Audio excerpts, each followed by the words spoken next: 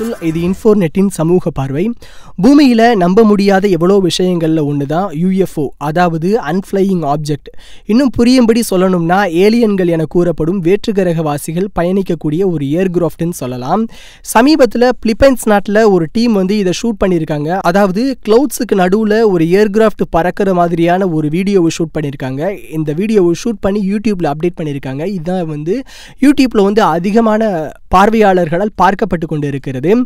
இந்த நேரத்தில் நான் இன்னொரு விஷயத்தை ஞாபகப்படுத்திக்க விரும்புகிறேன். கடந்த 2014 டிசம்பர் 19 இந்தியாவில் பாலிவுட்டில் பீக்கேன்னு ஒரு படம் ரிலீஸ் ஆச்சு. இந்த படத்தில் அமீர் கான் நடிச்சிருந்தார். இந்த படம் 792 கோடி சம்பாதிச்சிச்சு. ஸோ இந்த படத்தை நான் இப்போ எதுக்கு சொல்கிறேன்னா, இது ஏலியன்கள் சம்பந்தமான இந்தியாவில் எடுக்கப்பட்ட ரொம்ப முக்கியமான படம். ஸோ ஏலியன்களுக்கு ஒரு மதிப்பு எப்போவுமே இருந்துக்கிட்டு தான் இருக்குன்னு நான் சொல்ல வரேன். இந்த செய்தி உங்களுக்கு பிடிச்சிருந்தால் லைக் பண்ணுங்கள், கமெண்ட் பண்ணுங்கள், ஷேர் பண்ணுங்கள். எங்கள் சேனலை மறக்காமல் சப்ஸ்கிரைப் பண்ணுங்கள்.